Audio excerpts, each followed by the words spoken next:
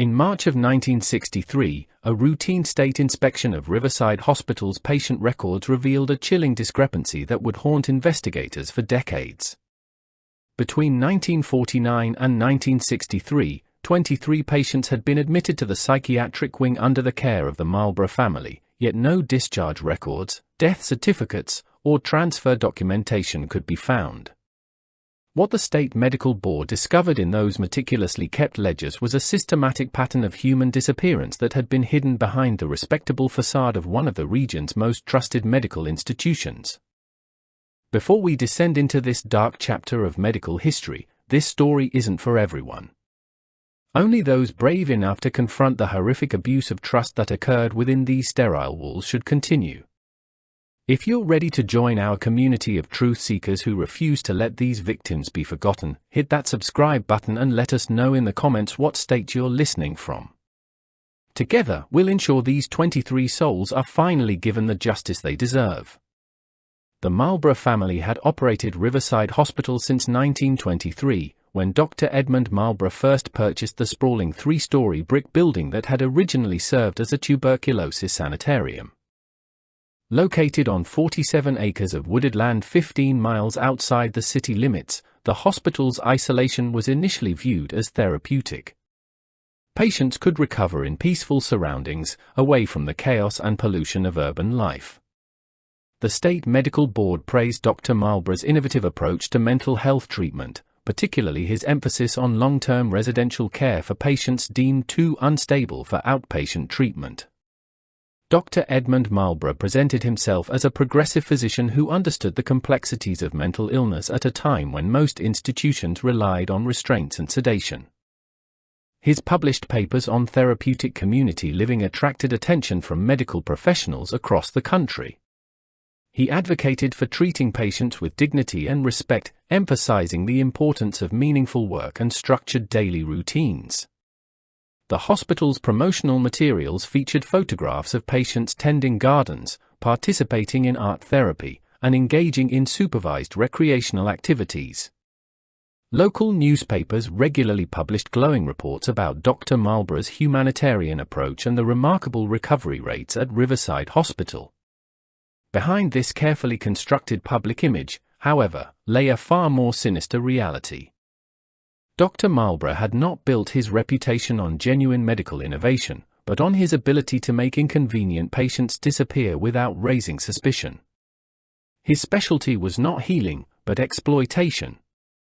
The 23 patients who vanished between 1949 and 1963 were not random victims of medical malpractice or administrative oversight. They were carefully selected targets in a systematic operation designed to generate profit from human suffering. The selection process was methodical and calculated.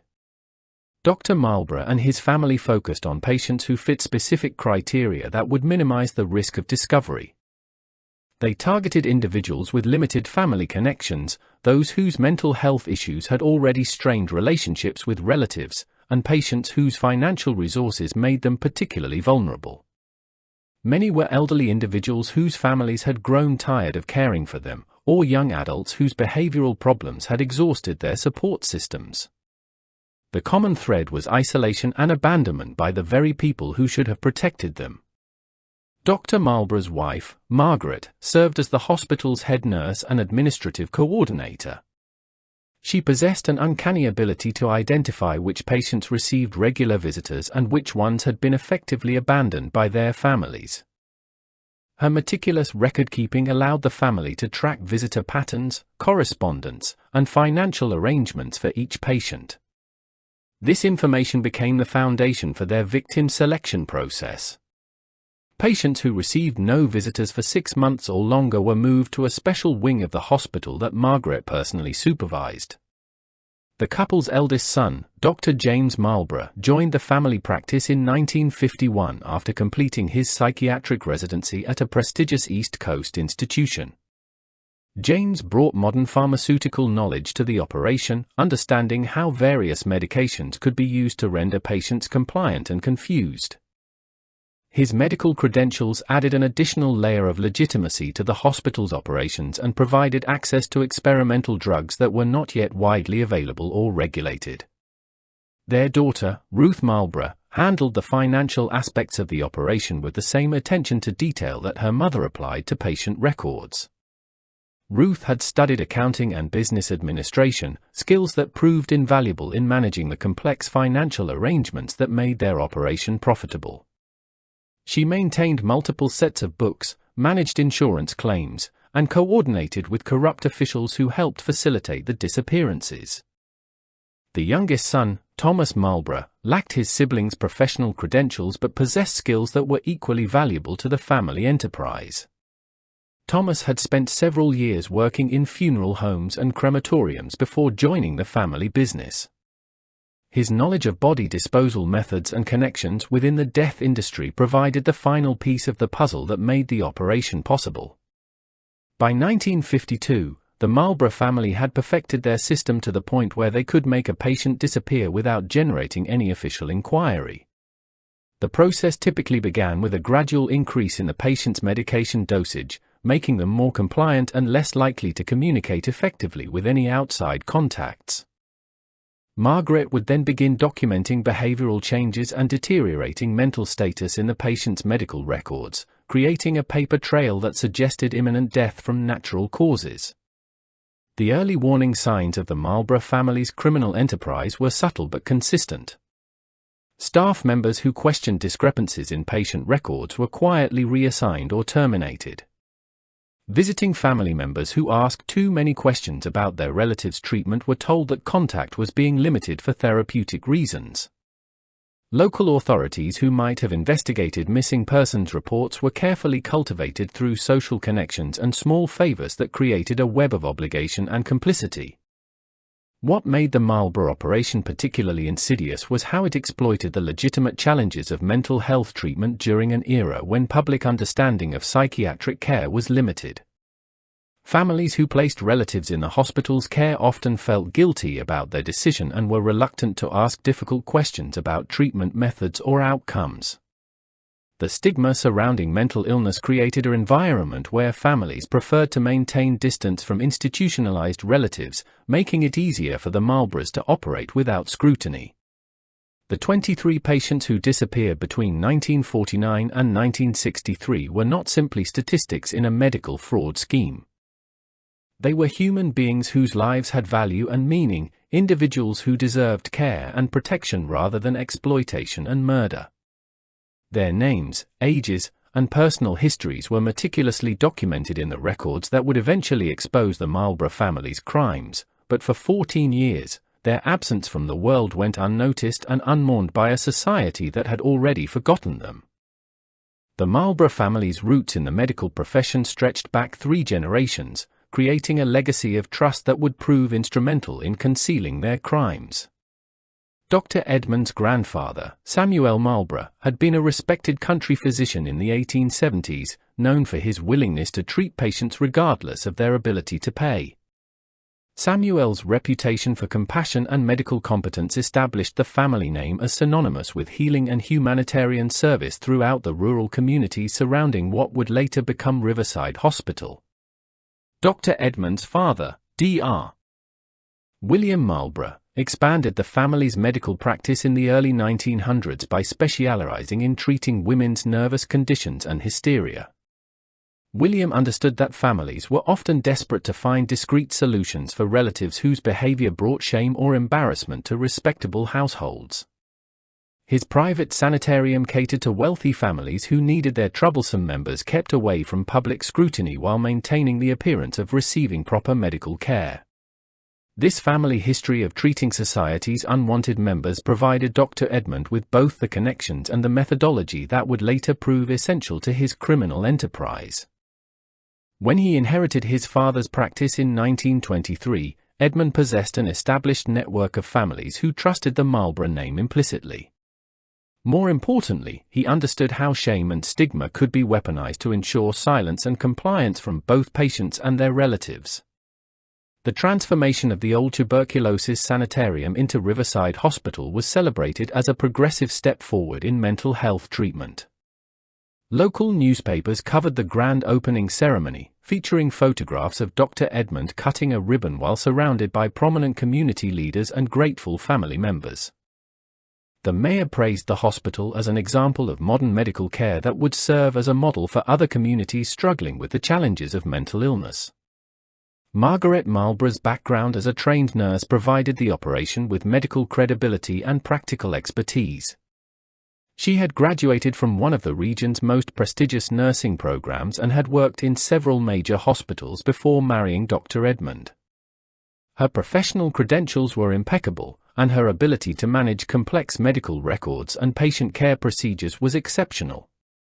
Margaret understood hospital protocols and regulatory requirements better than most physicians, knowledge that proved invaluable in creating documentation that would satisfy state inspectors.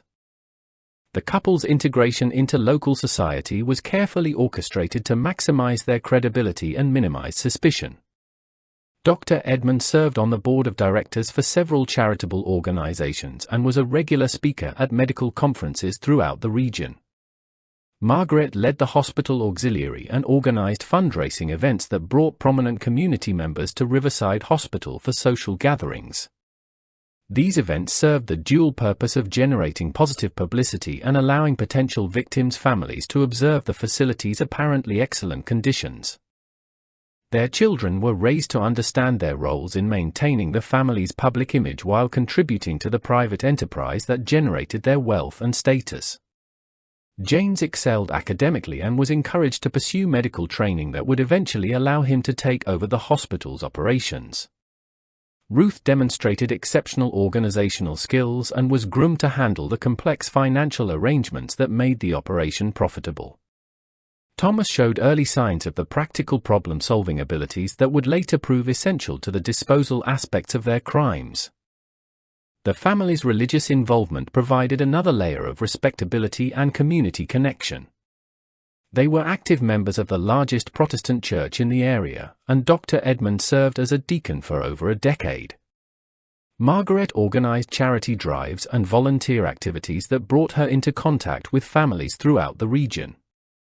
Their religious faith was presented as the foundation for their commitment to caring for society's most vulnerable members, a narrative that resonated powerfully with potential victims' families. By the late 1940s, the Marlborough family had established themselves as pillars of their community, trusted medical professionals whose dedication to helping the mentally ill was beyond question. This reputation provided them with access to victims and protection from scrutiny that would prove essential to their criminal activities. Local law enforcement officers, government officials, and community leaders all counted the Marlboroughs among their personal friends and professional colleagues. The systematic nature of their victim selection process reflected years of careful observation and planning. The family had identified patterns in how families interacted with institutionalized relatives and had developed methods for predicting which patients were most likely to be abandoned by their support systems. They understood that guilt, shame, and financial strain created conditions where families would eventually stop visiting and communicating with hospitalized relatives. If you're finding this investigation into America's hidden medical horrors as disturbing as we are, you're not alone in demanding answers about how such systematic abuse could occur in our supposedly civilized society. Share this story with others who need to understand how trust and authority can be weaponized against the most vulnerable members of our communities. The first documented victim of the Marlborough operation was Eleanor Whitman, a 43-year-old widow admitted to Riverside Hospital in September 1949 following what her family described as a nervous breakdown after her husband's sudden death. Eleanor's case file, discovered during the 1963 investigation, revealed the methodical approach the Marlboroughs would perfect over the following 14 years. Her admission records indicated severe depression and anxiety, conditions that Dr. Edmund assured her adult children would require extensive residential treatment. Eleanor's daughter lived 3 states away and had recently given birth to her 3rd child. Her son was serving overseas in the military and could not visit regularly. These circumstances made Eleanor an ideal candidate for the Marlborough family's selection criteria. Within 6 weeks of her admission, Eleanor's family communications had been gradually reduced under the guise of therapeutic necessity. Margaret Marlborough informed Eleanor's daughter that excessive contact with family members was preventing her mother from making progress in her recovery. The isolation process was implemented with clinical precision. Eleanor's mail was intercepted and reviewed before delivery, with many letters never reaching her at all. When family members called the hospital, they were told that Eleanor was either sleeping, participating in therapy sessions, or too agitated to speak coherently. Margaret created detailed notes documenting Eleanor's supposed behavioral problems and treatment resistance, building a paper trail that would justify increasingly restrictive communication policies. Dr. James Marlborough's pharmaceutical expertise became crucial during this phase of the operation. Eleanor was gradually transitioned to higher doses of sedative medications that left her confused and docile. The drug regimen was carefully calibrated to maintain her physical health while compromising her ability to communicate effectively or remember details about her treatment. When Eleanor's daughter finally managed a brief phone conversation with her mother in December 1949, she was alarmed by Eleanor's slurred speech and apparent disorientation. The family's concerns were expertly managed through Dr. Edmund's combination of medical authority and compassionate bedside manner. He explained that Eleanor's condition had deteriorated significantly and that the medications were necessary to prevent her from harming herself or other patients. He assured Eleanor's children that their mother was receiving the most advanced treatment available and that recovery from severe depression often required months or even years of intensive care. Ruth Marlborough's financial management skills ensured that Eleanor's case remained profitable throughout the process. Eleanor had inherited a modest estate from her deceased husband, including a small house and savings account that generated monthly income. Ruth worked with corrupt bank officials to maintain access to Eleanor's financial resources while creating documentation that suggested the funds were being used for legitimate medical expenses and facility maintenance costs. The disposal methodology developed by Thomas Marlborough was tested and refined using Eleanor as the first full-scale victim. In March 1950, Eleanor's medical records began documenting rapid physical decline attributed to complications from her psychiatric medications. Dr. Edmund created detailed notes describing Eleanor's refusal to eat, increased agitation, and physical deterioration that suggested imminent death from natural causes related to her mental health condition. Eleanor's actual death occurred in the hospital's basement facility that had been converted into what Thomas called the treatment room. The space was soundproofed and equipped with medical equipment that allowed the family to maintain the appearance of legitimate medical procedures while carrying out their murders. Eleanor was killed using a combination of pharmaceutical agents that would not be detected in a superficial autopsy, if one were ever performed. The body disposal process involved Thomas's connections within the local funeral industry and crematorium operations. Eleanor's remains were cremated at a facility owned by one of Thomas's former employers, with death certificates and cremation permits handled by officials who had been compromised through a combination of bribery and blackmail. Eleanor's family was informed that their mother had requested cremation and that her ashes had been scattered in the hospital's memorial garden according to her wishes.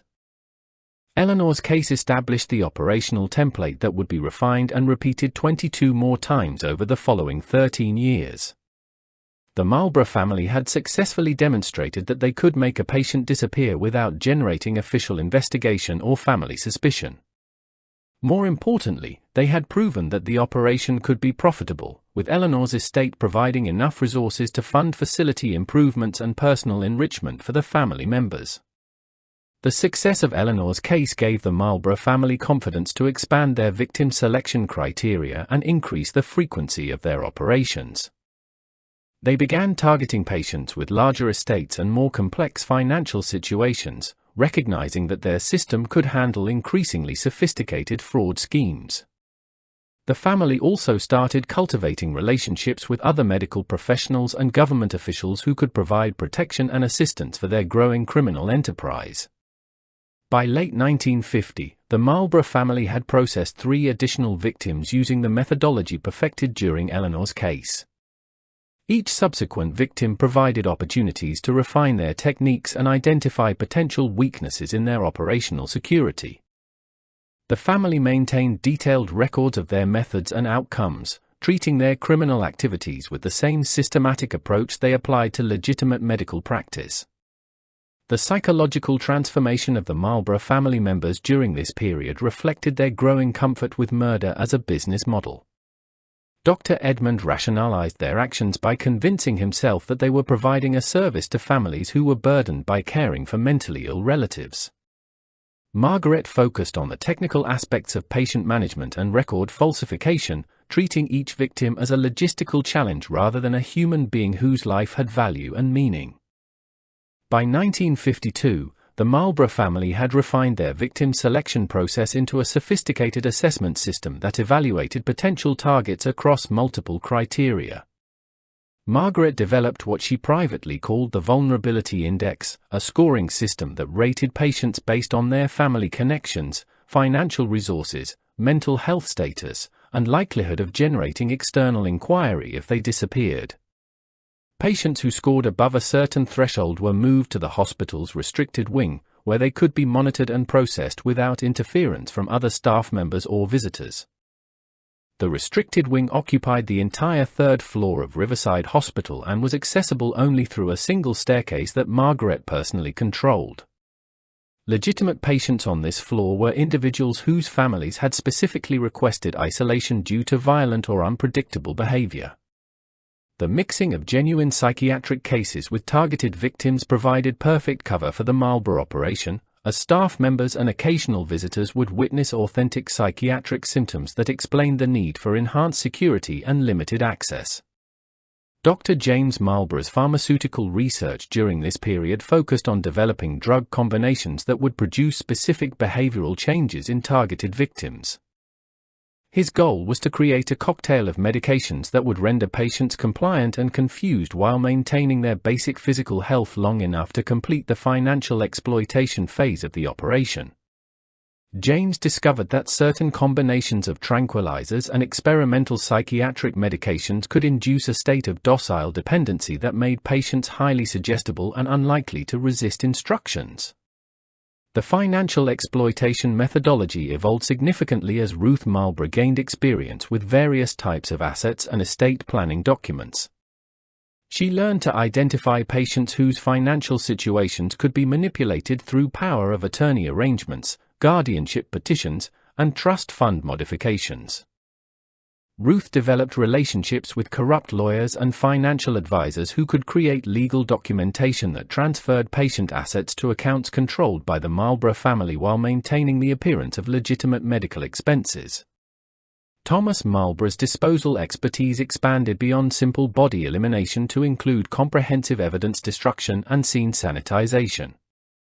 He converted a section of the hospital's basement into a fully equipped processing facility that could handle all aspects of victim disposal while maintaining plausible deniability about the space's actual purpose.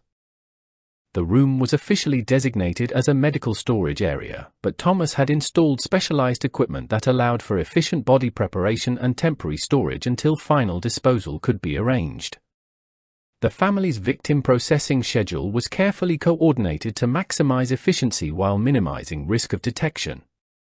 They typically maintained between 8 and 12 targeted victims in various stages of the exploitation process at any given time.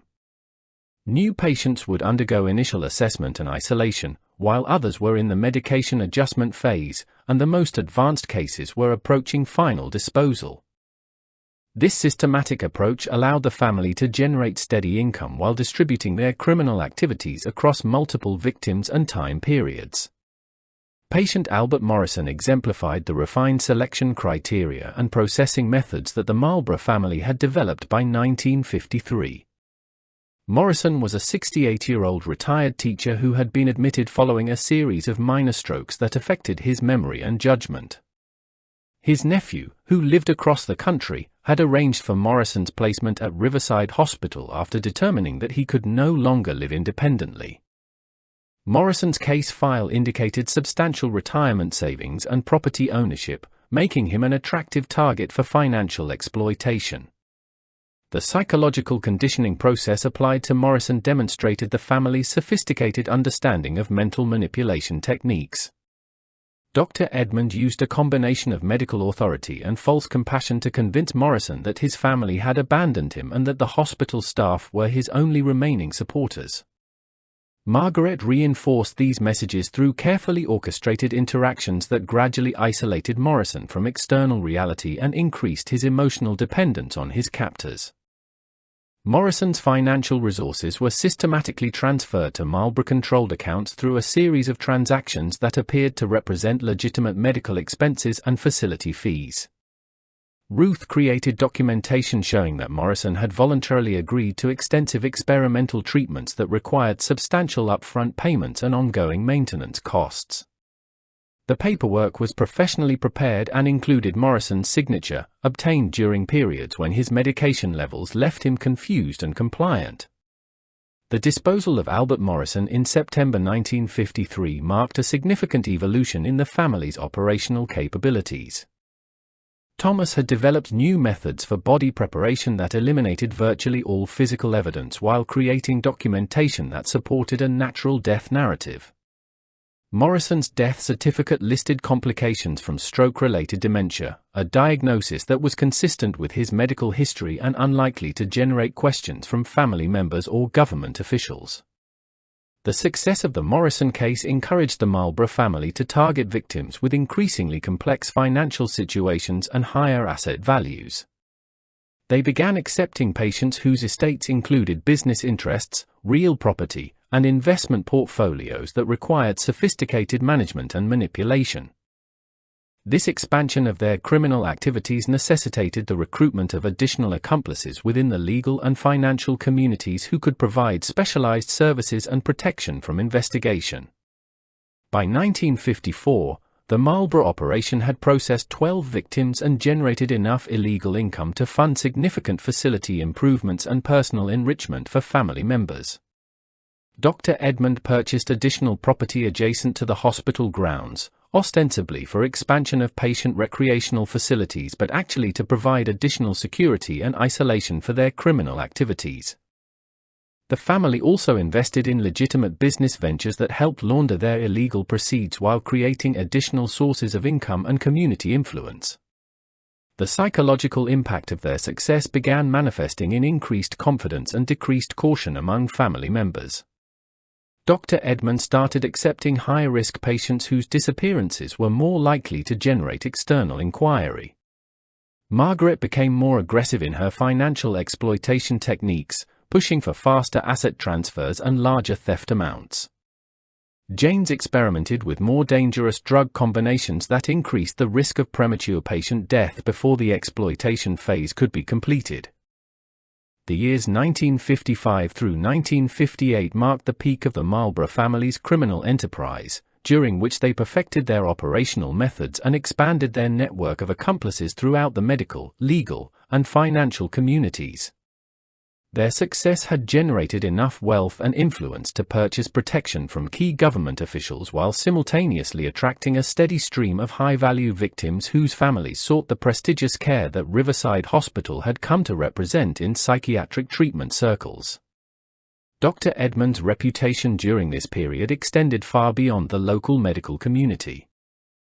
He published research papers on innovative treatment methods that were actually based on observations of how his victims responded to various forms of psychological manipulation and pharmaceutical control.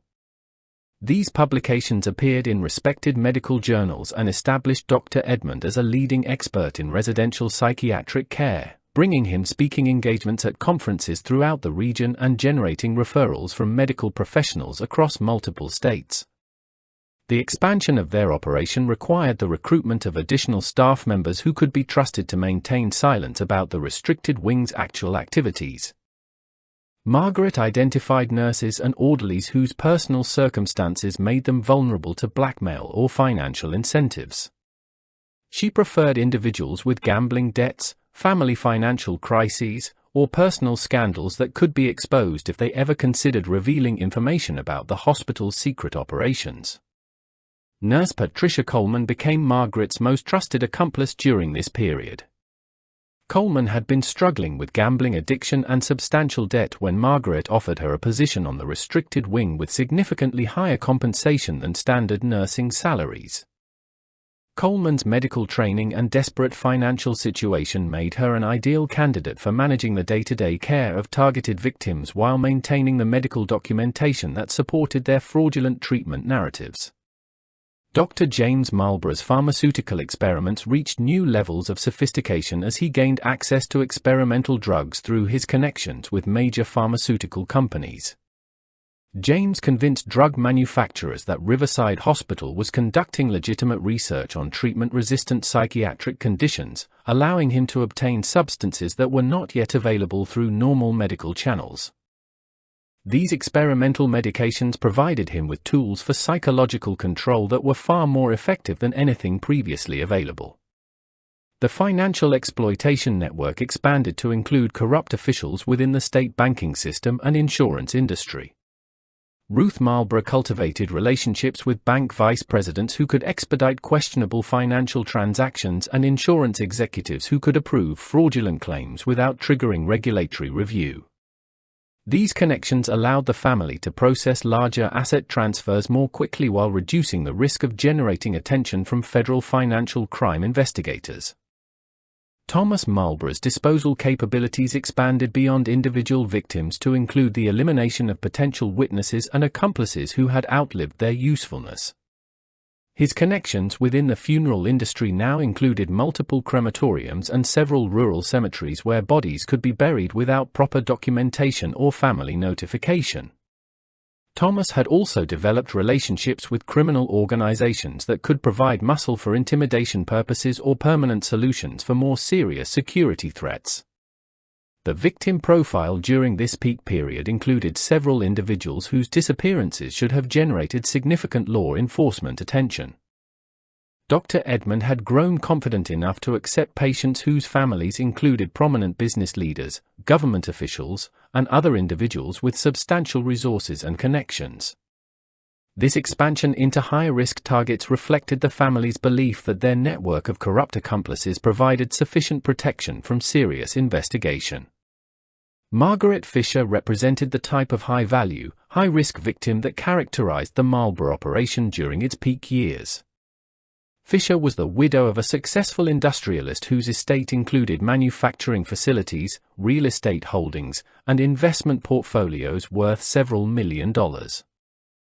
Her admission to Riverside Hospital in 1956 followed a period of depression after her husband's death, but her adult children remained actively involved in her care and maintained regular contact with hospital staff. The Fisher case required unprecedented levels of deception and manipulation to overcome the family's continued involvement and their financial resources for obtaining independent medical evaluations. Dr. Edmund convinced Fisher's children that their mother's condition required experimental treatments that could only be provided at specialized facilities with enhanced security protocols. He fabricated medical research data suggesting that family contact during the initial treatment phase could trigger severe psychological episodes that might result in permanent damage. The financial exploitation of Margaret Fisher's estate required coordination among multiple corrupt professionals and government officials. Ruth worked with compromised probate court officials to obtain emergency guardianship orders that transferred control of Fisher's assets to court-appointed administrators who were secretly working for the Marlborough family. These administrators then approved expenditures and asset transfers that systematically looted Fisher's estate while maintaining the appearance of legitimate medical and legal expenses. Fisher's eventual disappearance in early 1957 marked the most audacious crime the Marlborough family had yet attempted. Her children's continued inquiries about their mother's condition required elaborate deception involving forged medical reports, staged phone conversations with an actress impersonating Fisher, and coordination with corrupt officials who could deflect official inquiries about her status and whereabouts. If this systematic exploitation of vulnerable patients is as shocking to you as it is to us, hit that like button to support our efforts to expose these forgotten crimes against society's most defenseless members. Share this investigation with others who need to understand how medical authority can be weaponized against families desperate for help with their loved ones. The scale of the Marlborough family's operation during these peak years demonstrates how unchecked power and institutional corruption can create conditions where mass murder becomes a profitable business model. The success of the Fisher case and similar high-profile victims during this period generated enormous wealth for the Marlborough family while simultaneously increasing their exposure to potential discovery. Their growing network of accomplices created more opportunities for leaks and betrayals, while their increasingly audacious crimes attracted attention from law enforcement agencies that had previously ignored suspicious activities at Riverside Hospital. The first serious threat to the Marlborough operation emerged in late 1957, when Drive Robert Ashford, a newly hired psychiatrist, began asking uncomfortable questions about patient treatment protocols and documentation procedures on the restricted wing. Ashford had completed his residency at a major university hospital where rigorous record-keeping and peer review were standard practices. His attempts to review patient files and observe treatment sessions immediately identified him as a potential security risk that required careful management. Dr. Edmund initially attempted to deflect Ashford's inquiries by explaining that the restricted wing patients required specialized treatment protocols that were based on proprietary research methods developed through years of clinical experience. He emphasized that these patients were participating in experimental programs that required confidentiality agreements and limited access to protect the integrity of ongoing research. Ashford's medical training made him skeptical of these explanations, particularly when he noticed discrepancies between official patient counts and the actual number of individuals he observed during his brief visits to the restricted areas. Margaret Marlborough's assessment of the Ashford threat led her to recommend immediate action to either compromise or eliminate the problematic physician before he could gather enough evidence to support formal complaints to state medical authorities. She investigated Ashford's personal background and discovered that he was recently married and struggling with substantial student loan debt from his medical education. Margaret believed these financial pressures could be exploited to secure Ashford's cooperation or at least ensure his silence about suspicious activities. The family's first attempt to neutralize Ashford involved offering him a significant salary increase and promotion to Chief of Psychiatric Services in exchange for his agreement to focus exclusively on general patient care rather than administrative oversight of specialized treatment programs. Dr. Edmund presented this opportunity as recognition of Ashford's exceptional qualifications and potential for advancing the hospital's reputation in psychiatric research. Ashford's initial enthusiasm about the promotion gradually diminished as he realized the position would require him to ignore obvious violations of medical ethics and patient care standards. Dr. James Marlborough's pharmaceutical expertise became crucial when Ashford rejected the family's attempts at financial incentives and began documenting specific instances of suspicious patient treatment. James developed a plan to discredit Ashford by introducing controlled substances into his personal belongings and then arranging for their discovery during a routine security inspection.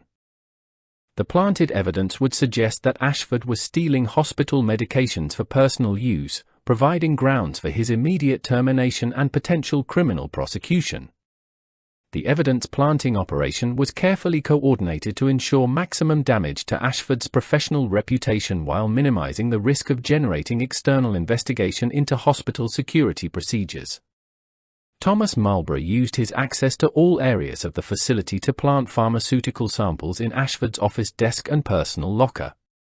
Margaret created documentation suggesting that recent inventory shortages in controlled substances coincided with Ashford's assignment to duties that required access to the hospital's medication storage areas. Ashford's discovery of the planted evidence and his realization that he was being deliberately framed marked a turning point in his relationship with the Marlborough family. Rather than accepting termination quietly, Ashford began gathering documentation about patient treatment irregularities and preparing a formal complaint to state medical licensing authorities. His systematic approach to evidence collection and his understanding of proper medical procedures made him a far more dangerous threat than the family had initially recognized. The elimination of Dr. Robert Ashford in March 1958 represented the family's first murder of a medical professional and demonstrated their willingness to kill anyone who threatened their operation regardless of their professional status or social connections. Ashford's death was staged to appear as a suicide resulting from the stress of being caught stealing hospital medications. The suicide note, carefully crafted by Ruth Marlborough, expressed remorse for betraying the trust of colleagues and patients while acknowledging that his addiction had compromised his medical judgment. Nurse Patricia Coleman's reaction to Ashford's death revealed the psychological strain that the operation was placing on even the most complicit accomplices. Coleman had developed a personal relationship with Ashford and was devastated by his apparent suicide. Her emotional instability and increasing alcohol consumption made her a potential security risk that Margaret recognized needed immediate attention to prevent further compromise of the operation. The management of Coleman's psychological deterioration required a combination of increased financial incentives, pharmaceutical intervention, and carefully applied psychological pressure to maintain her cooperation. Margaret increased Coleman's salary substantially while simultaneously providing her with access to alcohol and prescription medications that helped numb her emotional responses to the crimes she was witnessing and facilitating. Coleman's dependency on these substances created additional leverage that could be used to ensure her continued silence. The Ashford incident prompted a comprehensive review of security protocols and risk assessment procedures throughout the Marlborough operation. The family recognized that their previous methods for identifying and managing potential threats had been inadequate for dealing with intelligent, professionally trained individuals who possessed the knowledge and credentials necessary to expose their crimes. Dr. Edmund implemented new hiring procedures that included extensive background investigations and psychological evaluations designed to identify potential whistleblowers before they could be placed in positions where they might observe suspicious activities. The security enhancements extended beyond personnel screening to include physical modifications of the hospital facility that would prevent unauthorized access to sensitive areas while maintaining the appearance of normal medical operations. Thomas supervised the installation of additional locks, surveillance equipment, and soundproofing that would make it more difficult for staff members or visitors to accidentally witness activities related to victim processing or disposal. Margaret developed new protocols for managing staff members who displayed curiosity about restricted areas or expressed concerns about patient treatment methods. These protocols included systematic documentation of potential security risks, gradual reassignment of problematic employees to positions with limited access to sensitive information, and the creation of plausible explanations for unusual activities that might be observed by legitimate staff members. The psychological impact of murdering a fellow medical professional marked a significant escalation in the family's criminal behavior and demonstrated their complete abandonment of any ethical constraints that might have previously limited their actions. Dr. Edmund's willingness to kill Ashford revealed the extent to which financial success and operational security had become more important than human life or professional integrity. The apparent suicide of Dr. Robert Ashford in March 1958 generated unexpected scrutiny from the State Medical Board and local law enforcement agencies that had previously shown little interest in Riverside Hospital's operations. Ashford's colleagues at his previous institution expressed surprise at his alleged drug addiction, noting that he had never displayed any signs of substance abuse during his residency training. These informal inquiries began attracting attention from investigators who specialized in medical fraud and professional misconduct cases. Detective Frank Morrison of the State Police had been quietly investigating irregularities in death certificates and cremation records throughout the region when Ashford's death was brought to his attention by concerned medical professionals. Morrison's review of Ashford's case file revealed several inconsistencies that suggested the suicide narrative might have been fabricated to cover up more serious crimes.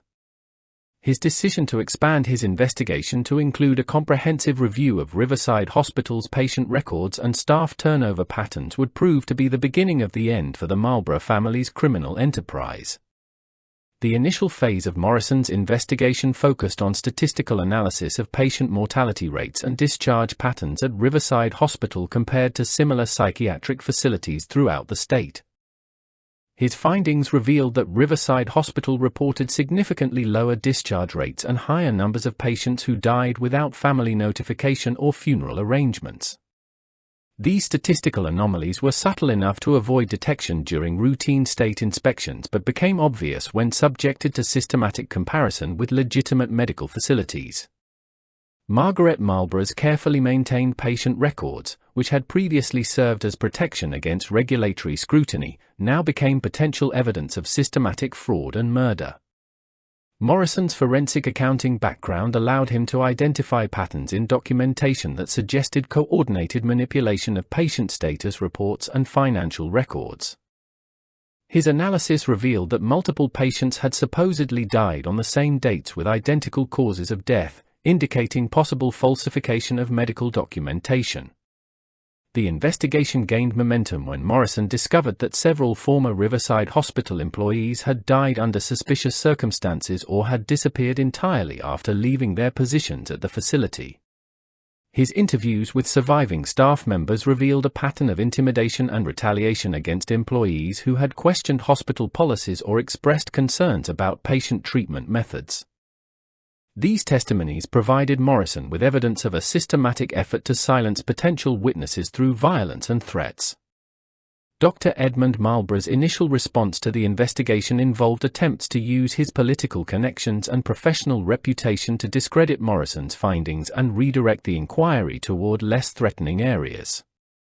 Dr. Edmund contacted influential board members at the State Medical Association and prominent politicians who had benefited from his charitable contributions over the years. His efforts to portray Morrison's investigation as harassment of a respected medical facility initially succeeded in slowing the pace of official scrutiny. The family's attempts to interfere with the investigation extended to direct intimidation of witnesses and potential informants who might provide Morrison with evidence of criminal activities. Thomas Marlborough used his connections within criminal organizations to arrange threatening visits to former employees and their families, warning them against cooperating with law enforcement inquiries. These intimidation efforts initially succeeded in preventing several key witnesses from coming forward with information about the hospital's illegal operations. Morrison's breakthrough came when he established contact with Sarah Hendricks, a former nurse who had worked on the restricted wing during 1956 and 1957 before abruptly leaving her position following Dr. Ashford's death. Hendricks had been struggling with guilt and fear since witnessing activities that she knew were criminal but had been too frightened to report due to threats against her family. Morrison's patient approach and offers of protection eventually convinced Hendricks to provide detailed testimony about the systematic murder and fraud she had observed. Hendricks' testimony revealed the scope and methodology of the Marlborough operation in devastating detail. She provided Morrison with specific information about victim selection criteria, pharmaceutical manipulation techniques, financial exploitation methods, and body disposal procedures. Her insider knowledge of the family's operational security measures allowed Morrison to understand how the crimes had been concealed for over a decade and what evidence might still exist to support criminal prosecutions. The corroboration of Hendricks' testimony required careful investigation of physical evidence and documentation that the Marlborough family believed had been destroyed or hidden beyond discovery. Morrison's team of investigators began systematic examination of the hospital facility, focusing on areas that Hendricks had identified as being used for victim processing and disposal. Their search revealed physical evidence including modified medical equipment, hidden storage areas, and traces of pharmaceutical substances that supported Hendricks' descriptions of the murder methods. The financial investigation component of Morrison's inquiry involved collaboration with federal agents who specialized in complex fraud cases involving multiple jurisdictions and professional accomplices. These investigators discovered that the Marlborough family's criminal proceeds had been laundered through a network of legitimate businesses and charitable organizations that created an elaborate paper trail spanning multiple states and involving dozens of complicit professionals. If you're as outraged as we are by this systematic abuse of medical authority and the betrayal of families who trusted these monsters with their most vulnerable loved ones, share this story with everyone who needs to understand how easily corruption can infiltrate institutions we depend on for protection and care. The courage shown by witnesses like Sarah Hendricks reminds us that speaking truth to power, even when it involves personal risk, is essential for preventing these horrors from continuing unchallenged. The expansion of Morrison's investigation to include federal agencies and multiple state jurisdictions represented a dramatic escalation in the official response to the Marlborough crimes.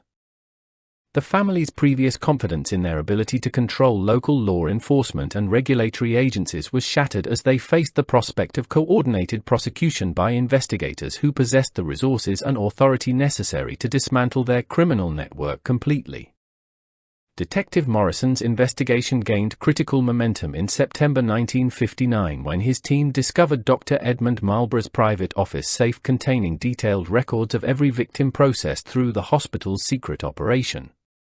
The safe, hidden behind a false wall in the basement facility, contained what investigators would later describe as the most comprehensive criminal documentation they had ever encountered. Dr. Edmund's obsessive record-keeping, initially designed to protect the family from potential betrayal by accomplices, now provided prosecutors with irrefutable evidence of systematic murder and fraud spanning over a decade.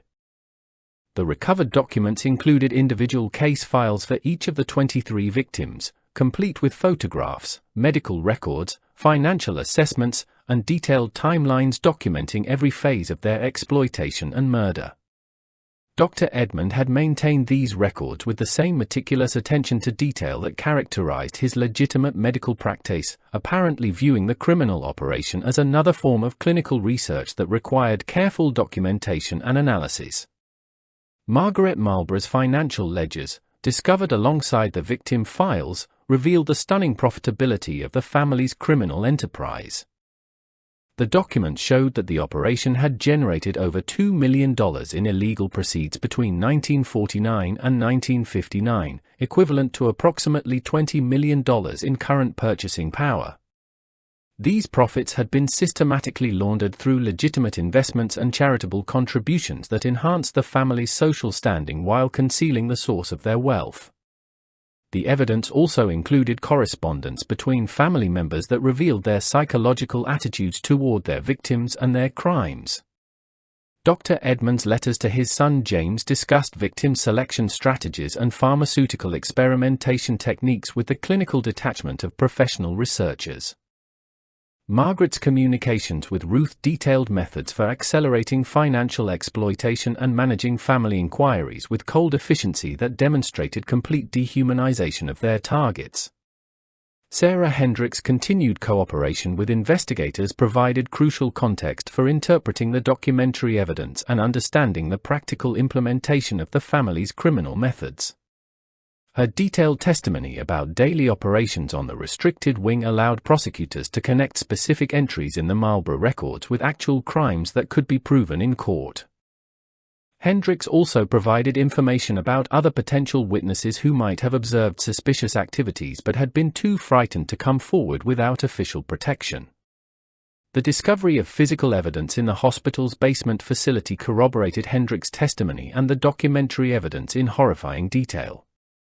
Morrison's team found modified medical equipment that had been used for victim restraint and pharmaceutical administration, along with drainage systems and ventilation modifications that facilitated body processing and evidence destruction. The facility's design revealed sophisticated planning and significant financial investment in creating an efficient murder and disposal operation. Dr. James Marlborough's pharmaceutical research notes provided investigators with evidence of experimental drug testing on unwilling human subjects that constituted additional criminal charges beyond murder and fraud. His documentation revealed systematic experimentation with combinations of psychiatric medications and experimental compounds that were designed to produce specific psychological and physical effects in victims. These experiments had been conducted without any legitimate medical purpose and had caused extensive suffering before the victims' eventual murders. Thomas Marlborough's disposal operation records included detailed information about the network of accomplices and facilities used for body elimination and evidence destruction. His documentation revealed connections to multiple crematoriums, funeral homes, and burial sites that had processed victims' remains without proper legal authorization or family notification. These records provided investigators with locations where additional physical evidence might be recovered and identified accomplices who could face prosecution for their participation in the crimes. The investigation's expansion to include accomplices outside the immediate family revealed the extent of corruption that had enabled the Marlborough operation to continue undetected for over a decade. Morrison's team identified corrupt officials in banking, insurance, legal, and government sectors who had facilitated various aspects of the criminal enterprise in exchange for bribes or other considerations.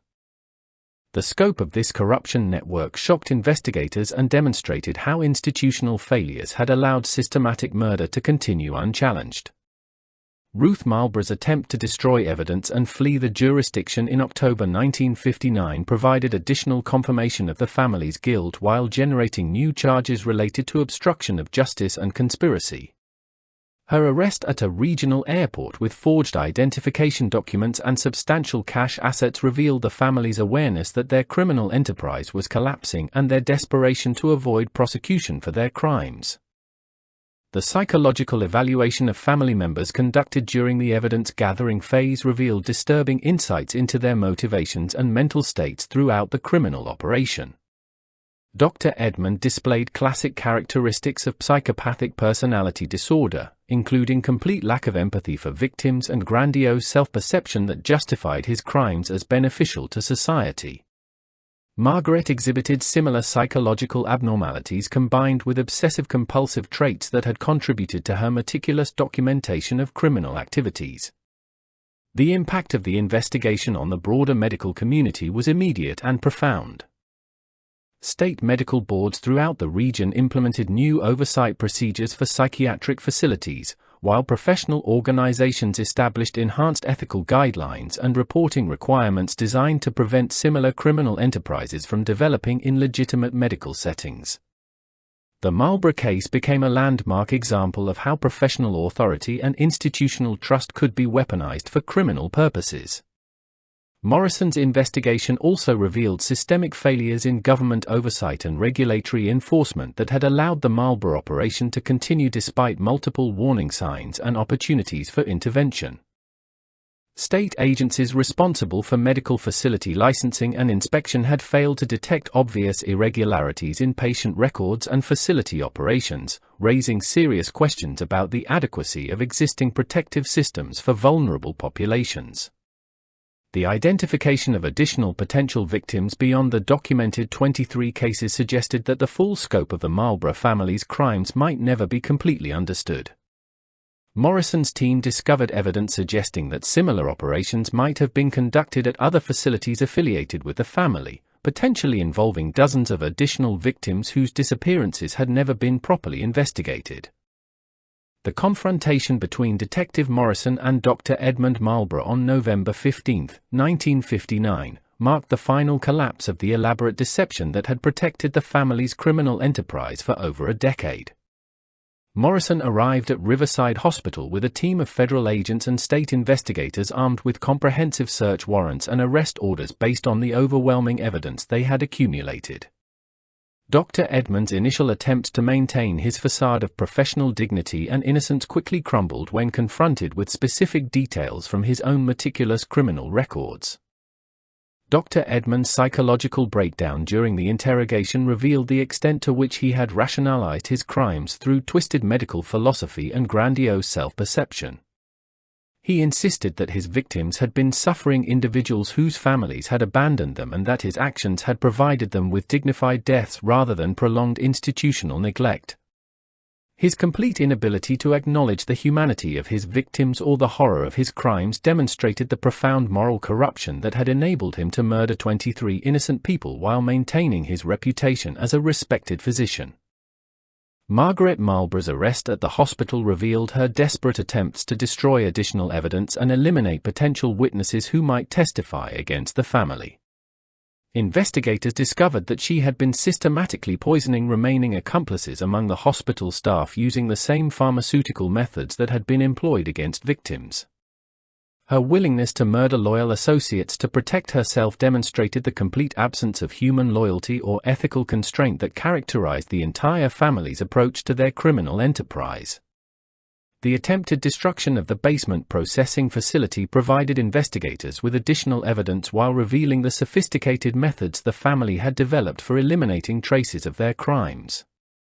Thomas Marlborough had installed chemical wash systems and high-temperature incineration equipment that could eliminate virtually all biological evidence within hours of a victim's murder.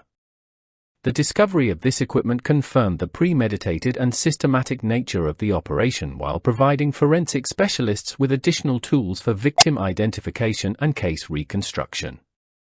Dr. James Marlborough's suicide attempt during the arrest operation eliminated a key source of information about the pharmaceutical aspects of the family's crimes while creating additional evidence of guilt and desperation. His detailed suicide note, written during his final hours of freedom, provided investigators with comprehensive confession to his role in developing the drug combinations used to control and ultimately kill victims. The note also revealed his knowledge of similar operations at other medical facilities that the family had been planning to establish. The interrogation of accomplices within the banking and legal communities revealed the extensive corruption network that had enabled the Marlborough operation to function without detection. These individuals provided investigators with detailed information about money laundering techniques, document falsification methods, and bribery schemes that had protected the family from regulatory scrutiny. Their cooperation was secured through plea bargain agreements that required comprehensive testimony about their involvement in facilitating the crimes. Ruth Marlborough's attempted negotiation for immunity in exchange for testimony against other family members revealed additional details about the operation's financial structure and victim selection methods. Her detailed knowledge of asset liquidation techniques and estate fraud procedures provided prosecutors with evidence for additional charges while demonstrating the calculated nature of the family's approach to financial exploitation. Ruth's willingness to betray her relatives in exchange for leniency illustrated the complete breakdown of family loyalty under pressure. The discovery of victim remains at multiple disposal sites identified through Thomas Marlborough's records provided families with closure while generating additional evidence for prosecution. Forensic examination of recovered remains confirmed the causes of death documented in the family's records and provided physical evidence of the systematic nature of the murders. The identification process revealed the true scope of suffering inflicted on victims and their families who had spent years wondering about the fate of their missing relatives. The investigation of Riverside Hospital's financial records revealed that the facility had been operating at a substantial profit throughout the period when legitimate psychiatric hospitals were struggling with funding shortages and overcrowding. This financial success had been achieved through the systematic theft of victim assets combined with fraudulent insurance claims and government reimbursements for patients who had actually been murdered. The hospital's apparent prosperity had enhanced the family's reputation while concealing the criminal source of their success. The broader investigation into similar operations at other medical facilities revealed that the Marlborough family had been developing plans to expand their criminal enterprise to multiple locations throughout the region. Dr. Edmund had been negotiating to purchase additional psychiatric facilities and had been recruiting accomplices with the specialized skills necessary to replicate their successful operation. These expansion plans demonstrated the family's intention to increase the scale of their crimes rather than limiting their activities to Riverside Hospital. The psychological impact of the investigation on the surviving accomplices and witnesses revealed the extent to which the Marlborough operation had corrupted everyone it touched. Many individuals who had initially been recruited through financial incentives or coercion had gradually become willing participants in increasingly serious crimes. Their testimonies provided insight into how ordinary people could be transformed into accomplices to systematic murder through carefully applied psychological manipulation and moral compromise. The media coverage of the arrests and initial revelations about the scope of the crimes generated national attention and public outrage that would influence prosecution strategies and sentencing recommendations. The systematic nature of the Marlborough crimes and the vulnerability of their victims created widespread demand for justice that prosecutors recognized would require comprehensive prosecution of all involved parties. The public response also generated political pressure for reforms in medical facility oversight and protection of institutionalized patients. The attempted cover-up involving destruction of evidence and witness intimidation provided prosecutors with additional charges that could be used to secure cooperation from accomplices and ensure lengthy sentences for family members. The systematic nature of the evidence destruction efforts demonstrated consciousness of guilt while revealing the extent of the criminal network that had supported the operation. These cover-up activities also provided investigators with additional leads for identifying other potential victims and accomplices who had not yet been discovered. The final pieces of evidence that sealed the Marlborough family's fate emerged during December 1959 when investigators discovered Dr. Edmund's secret correspondence with medical professionals at psychiatric facilities in 3 neighboring states. These letters revealed an ambitious expansion plan that would have replicated the Riverside Hospital operation on a regional scale, potentially resulting in hundreds of additional victims over the following decade. The correspondence included detailed operational manuals, victim selection criteria, and financial projections that demonstrated the systematic nature of the family's criminal enterprise. Dr. Edmund's final desperate attempt to escape prosecution involved an elaborate plan to flee the country using forged diplomatic credentials and stolen identities. His arrest at a remote airfield while attempting to board a private aircraft bound for South America provided investigators with additional evidence of consciousness of guilt while revealing the extent of his international criminal connections. The discovery of substantial cash assets and foreign bank account information in his possession confirmed the enormous profits generated by the murder operation. Margaret Marlborough's breakdown during her final interrogation sessions revealed previously unknown details about the earliest victims and the gradual evolution of the family's criminal methods. Her confession included information about experimental techniques that had been tested on victims before the systematic operation became fully developed. These revelations provided investigators with evidence of additional crimes and demonstrated that the actual scope of the family's criminal activity was even more extensive than originally documented. The forensic examination of the hospital's basement processing facility yielded definitive physical evidence that corroborated witness testimony and documentary evidence about the systematic nature of the murders.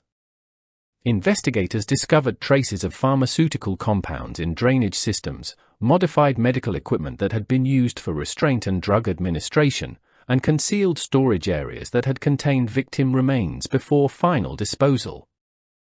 This physical evidence provided prosecutors with irrefutable proof of the methods used to kill and process victims. Thomas Marlborough's attempted destruction of disposal site evidence led investigators to additional locations where victim remains had been concealed or destroyed. His desperate efforts to eliminate physical evidence actually provided investigators with new leads and confirmed the systematic nature of the body disposal operation. The discovery of multiple disposal sites revealed that the family had been operating their criminal enterprise with industrial efficiency and had developed sophisticated methods for eliminating traces of their crimes. The cooperation of accomplices within the medical and legal communities provided prosecutors with comprehensive evidence about the corruption network that had enabled the Marlborough operation to continue undetected. These individuals revealed details about bribery schemes, document falsification methods, and intimidation tactics that had been used to maintain operational security. Their testimony demonstrated how institutional corruption had created conditions where systematic murder could occur without triggering effective investigation or intervention. Ruth Marlborough's detailed financial records, recovered from multiple hidden locations, revealed the full extent of victim asset theft and money laundering activities that had generated enormous profits for the family. These records documented the liquidation of victim estates, fraudulent insurance claims, and complex financial transactions that had concealed the criminal source of the family's wealth. The financial investigation revealed that the operation had generated profits equivalent to tens of millions of dollars in current currency values. The identification and notification of victim families marked one of the most emotionally devastating aspects of the investigation, as relatives learned the horrific fate of loved ones they had believed were receiving legitimate medical care. Many families had spent years wondering about missing relatives and had trusted the Marlborough family's explanations about patient deaths and disposal arrangements. The revelation that their trust had been betrayed in the most heinous manner possible created lasting trauma that extended far beyond the immediate victims. The investigation's expansion to include examination of other medical facilities where family members had worked or consulted revealed additional suspicious deaths and disappearances that might represent unreported crimes. These findings suggested that the Marlborough family's criminal activities might have begun earlier and extended beyond Riverside Hospital to other institutions where they had access to vulnerable patients. The potential scope of their crimes continued to expand as investigators uncovered new evidence and witness testimony. The prosecution team's preparation for trial involved coordination among federal, state, and local authorities who had jurisdiction over different aspects of the criminal enterprise. The complexity of the charges, which included multiple counts of murder, fraud, conspiracy, and corruption, required extensive legal preparation and coordination among multiple agencies. Prosecutors recognized that the case would establish important precedents for prosecution of systematic crimes involving professional authority and institutional corruption. If the systematic betrayal of trust and the industrial scale of murder committed by the Marlborough family has left you as horrified as it has us, share this investigation with others who need to understand how easily institutions designed to protect the vulnerable can be corrupted into instruments of exploitation and death.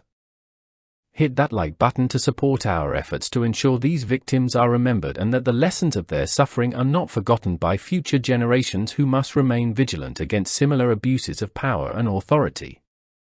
The media attention surrounding the case generated nationwide discussion about the adequacy of oversight systems for medical facilities and the protection of institutionalized patients.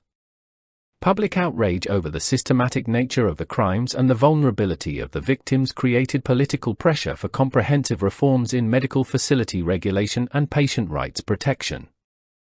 The Marlborough case became a catalyst for significant changes in how psychiatric institutions were monitored and regulated. The psychological evaluation of surviving accomplices revealed the process by which ordinary individuals had been gradually corrupted into participating in increasingly serious crimes. Mental health experts who examined these individuals provided insight into how institutional authority and financial incentives could be used to overcome normal moral constraints and transform law-abiding citizens into willing participants in systematic murder.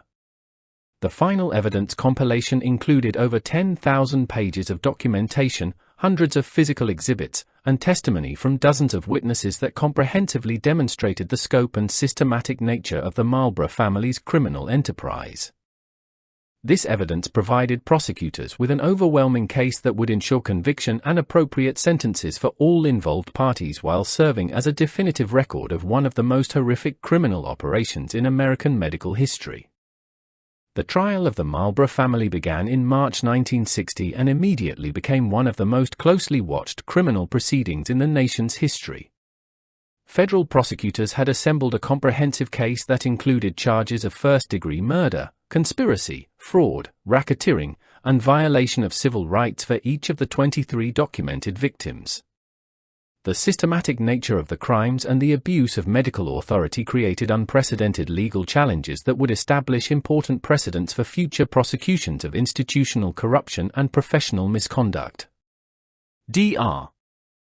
Edmund Marlborough's defense strategy involved attempts to portray his actions as misguided medical treatment rather than premeditated murder. His legal team argued that the victims had been suffering from terminal psychiatric conditions and that his methods, while unorthodox, were motivated by compassionate desire to end their suffering. This defense collapsed when prosecutors presented evidence of the financial exploitation and systematic asset theft that had accompanied each murder, demonstrating that profit rather than mercy had motivated the crimes. Margaret Marlborough's testimony against other family members in exchange for a reduced sentence provided prosecutors with detailed insider information about the operation's methodology and victim selection criteria.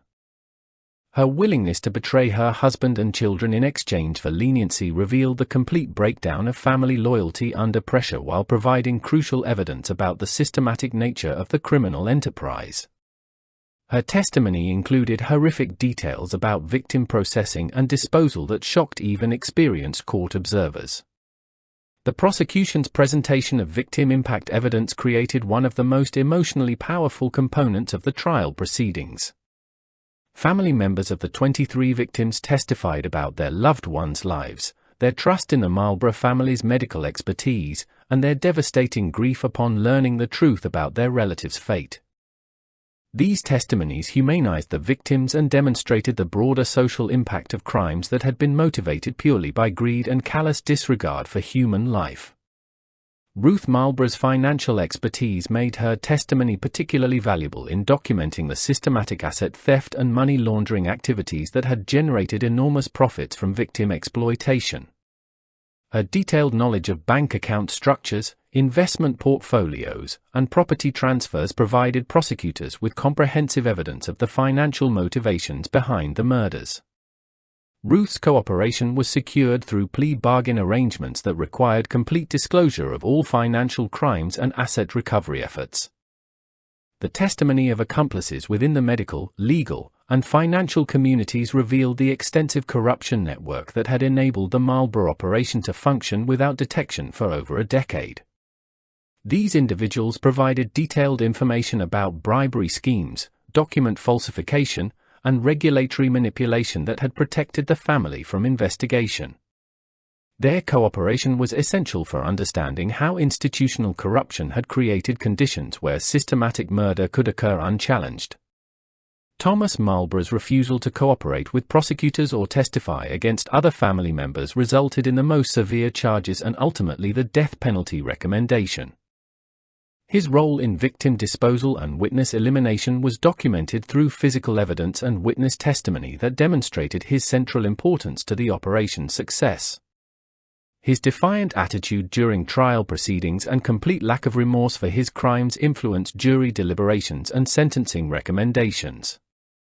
The forensic evidence presentation included detailed documentation of the basement processing facility, victim remains analysis, and pharmaceutical evidence that corroborated witness testimony about murder methods. Expert witnesses explained how the family had modified medical equipment for criminal purposes and had developed sophisticated techniques for eliminating physical evidence. This scientific evidence provided irrefutable proof of the systematic nature of the crimes and the premeditated planning that had made them possible. The defense attempts to challenge witness credibility and evidence authenticity were systematically defeated by the overwhelming documentation that Dr. Edmund had maintained throughout the criminal operation. His obsessive record-keeping, originally intended to protect the family from potential betrayal, provided prosecutors with contemporaneous evidence that corroborated witness testimony and demonstrated the deliberate nature of each crime. The defense was unable to explain away the comprehensive documentation of criminal planning and execution. The jury deliberations lasted only 18 hours before returning guilty verdicts on all charges against all defendants. The systematic nature of the evidence and the horrific details of victims' suffering left no reasonable doubt about the defendants' guilt or the deliberate nature of their crimes. The verdicts represented a complete vindication of the prosecution's case and ensured that the Marlborough family would face appropriate punishment for their systematic betrayal of medical ethics and human decency. The sentencing phase of the trial included additional victim impact testimony and expert analysis of the broader social implications of the crimes.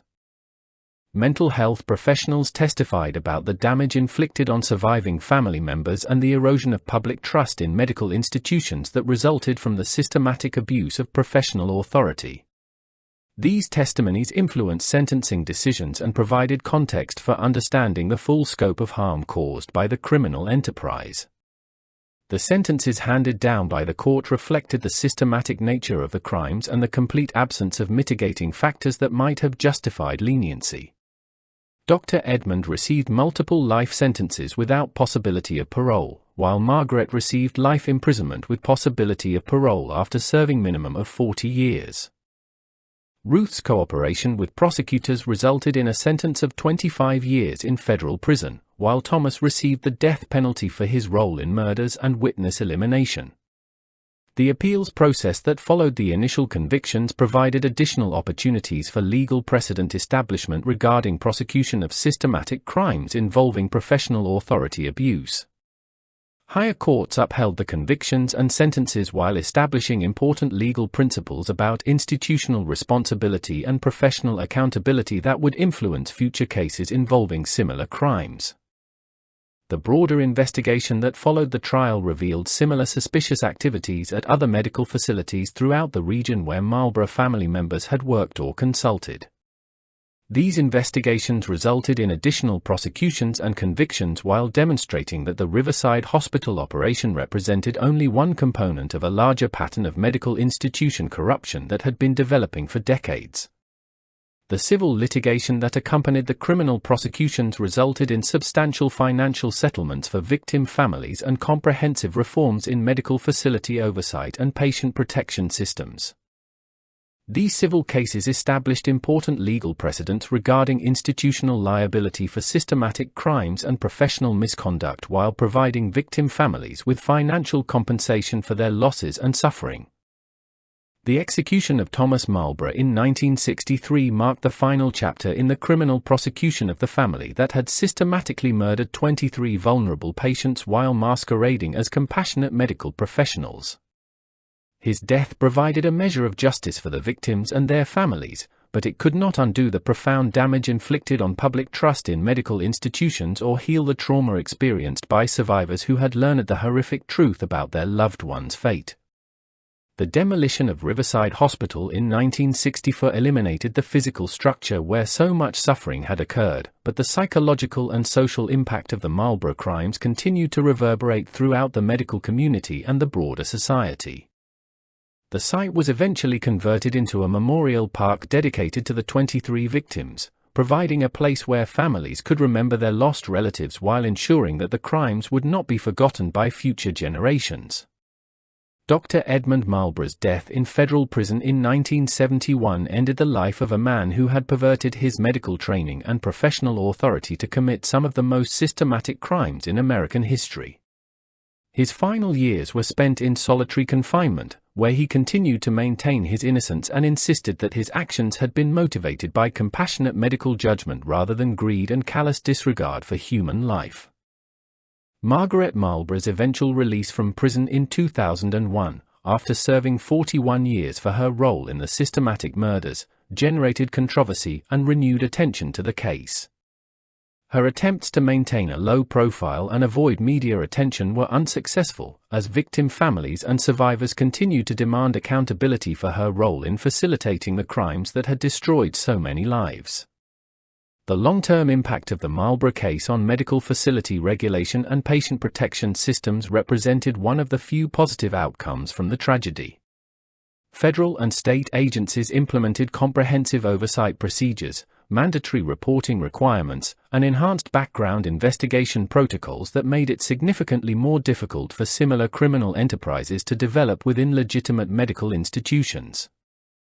Ruth Marlborough's life after her release from federal prison in 1985 was marked by continued legal challenges related to asset recovery and civil litigation from victim families. Her attempts to rebuild her life were complicated by ongoing financial obligations and the stigma associated with her role in one of the most notorious criminal cases in American medical history.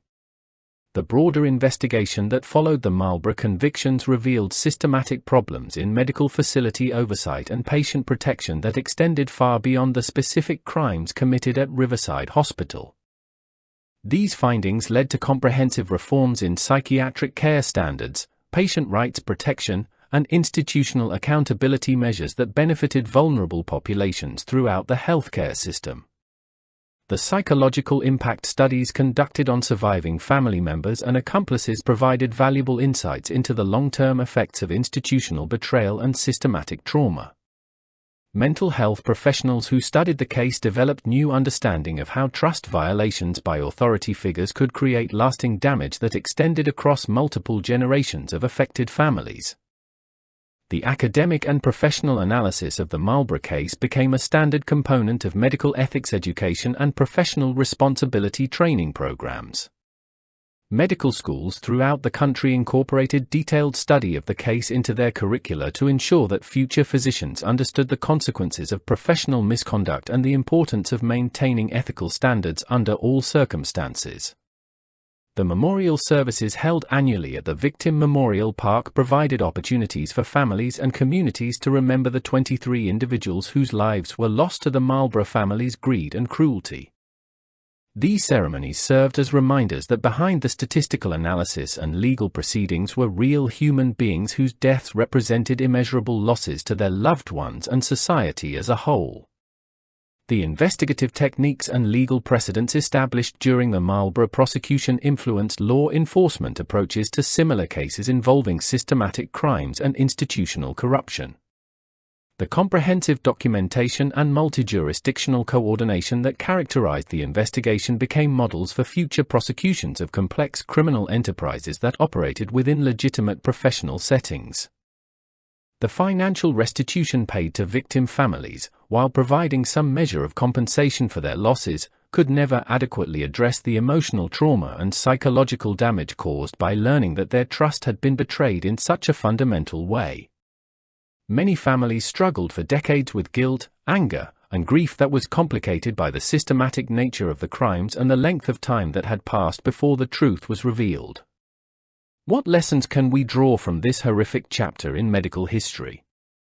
The Marlborough case demonstrates how easily professional authority can be corrupted when oversight systems fail, and how vulnerable populations can become targets for systematic exploitation when society fails to protect those who cannot protect themselves. The courage shown by witnesses like Sarah Hendricks and investigators like Detective Morrison reminds us that speaking truth to power, even when it involves personal risk, is essential for preventing these horrors from recurring. If this investigation into one of America's most systematic medical crimes has opened your eyes to the importance of vigilance in protecting our most vulnerable citizens, subscribe to our channel and hit that notification bell to never miss our efforts to expose the forgotten crimes that shaped our history. Share your thoughts in the comments about how we can better protect institutionalized patients and elderly individuals from similar exploitation today. The 23 victims of the Marlborough family's crimes deserve to be remembered not as statistics in a criminal case, but as individuals whose lives had value and meaning. Eleanor Whitman, Albert Morrison, Margaret Fisher, and the 20 others whose names were documented in Dr. Edmund's meticulous records were human beings who deserved care and protection rather than exploitation and murder.